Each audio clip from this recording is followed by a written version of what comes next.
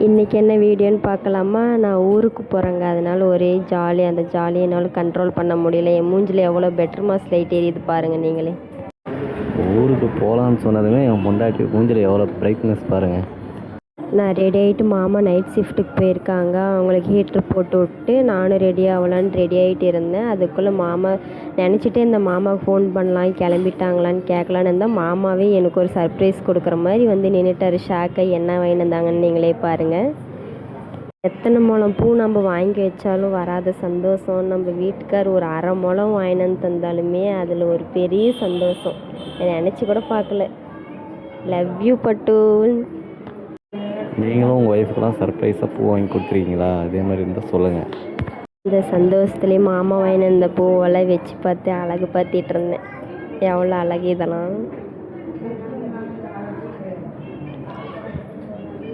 Dress எல்லாம் இருந்துச்சு அப்படியே துவைச்சி போட்டுடலான்ட்டு துவைச்சி முன்னாடியே போட்டிருந்தேன். மேலே போட்டிருந்தா மழையெல்லாம் வந்து நனைஞ்சிரும்ன்ட்டு மாமா ஊருக்கு போயிடுவாங்க. ஊருக்கு போயிட்டால் மாமா எடுத்து வச்சுருவாங்கன்ட்டு வீட்டுக்கு முன்னாடியே போட்ட ட்ரெஸ் எல்லாம் பாத்திரம் கொஞ்சம் இருந்துச்சு. எல்லாத்தையும் கழுவிட்டு வீடாக க்ளீன் பண்ணி வச்சுட்டு கிளம்பியாச்சு ஊருக்கு. எனக்கு அப்படியே இங்கேருந்து எப்படா போவாங்கன்னு இருந்தேன். இப்போ தான் அப்படியே ஃப்ரீ பேர்ட் மாதிரி இருக்கும். ஒசூருக்கு ஒரு பாய் சொல்லிட்டு கிளம்பியாச்சு நானும் எங்கள் மாமாவும்.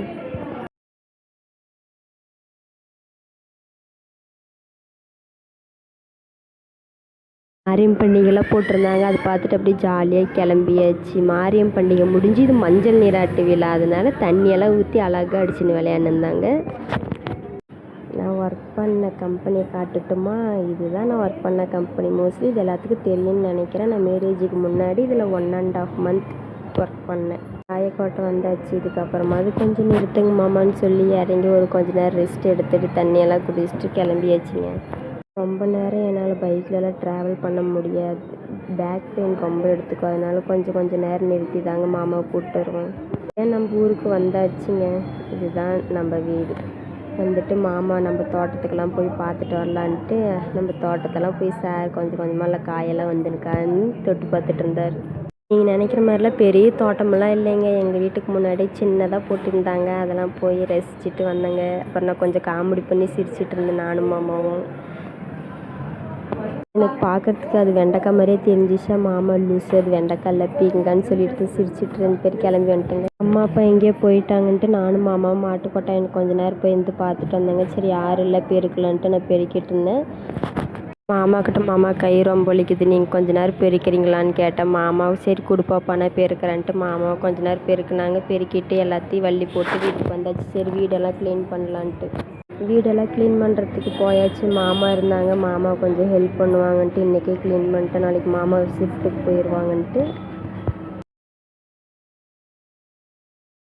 நானும் மாமாவும் கொஞ்சம் மாற்றி வேலை செஞ்சிட்டு இருந்தாங்கன்னா சமையல் ரூம்லாம் க்ளீன் பண்ணிகிட்டு இருந்தேன். மாமா வெளியே அந்த ஹாலில் ஃபோட்டோலாம் இருந்துச்சு அதில் எடுத்து வச்சு தொடச்சி க்ளீன் பண்ணிகிட்டு இருந்தாங்க.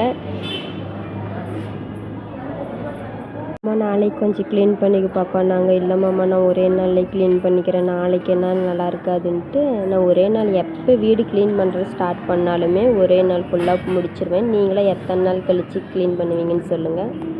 மாமா வெளியே க்ளீன் பண்ணிகிட்டு இருந்தாங்க. மாமா உள்ளே நின்று அழகாக ரசிச்சிட்டு இருந்தேன். நிறைய பேர் ஒசூரில் எதுக்கு இருக்கீங்க, நீங்கள் பாலக்கோடு தானே, ஒசூரில் நீங்கள் ஒர்க்குக்கு போகிறீங்களா, உங்கள் மாமா ஒர்க்குக்கு போகிறாங்களான்னு கேட்டிங்க. நான் எந்த ஒர்க்குக்கும் போகல, மாமா மட்டும்தான் ஒர்க்குக்கு போகிறாங்க. ஒசூரில் டிவிஎஸ் கம்பெனியில் சூப்பர்வைசராக இருக்காங்க. கொஸ்டின் ஆன்சர் வீடியோ நிறைய பேர் போட சொல்கிறீங்க. அதுக்கு டைமே இல்லை. டைம் இருக்கிறப்ப கண்டிப்பாக நான் உங்களுக்கு அந்த வீடியோ போடுறேன்.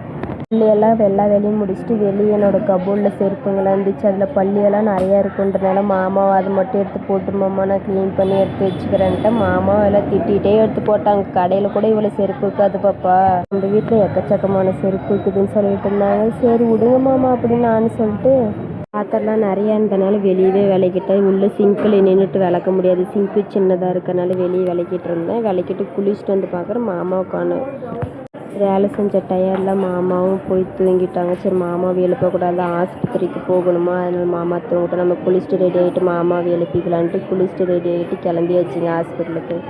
இன்னும் கொஞ்சம் 2 நாளாகவே ஸ்டொமக் பெயினாக இருந்துச்சு மாமா, அதனால் ஆஸ்பத்திரிக்கு போகலான்னு கேஎம் ஹாஸ்பிட்டலுக்கு தாங்க போயிருந்தாங்க. அங்கே மாமாவை எனக்கு ஊசி போடுவாங்க அப்படின்னு சொல்லி பயங்கொழுத்திட்டு இருந்தாங்க. நானும் பயந்துட்டு இருந்தேன்.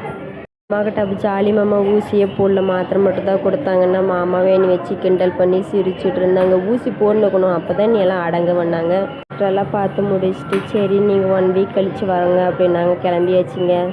வீட்டில் கொஞ்சம் காயெல்லாம் இல்லை, அரிசி இல்லையா, அதனால் மாமா நாளைக்கு ஊருக்கு போயிடுவாங்க. மாமா இன்றைக்கி வா பாப்பா உனக்கு வாங்கிட்டு வந்து.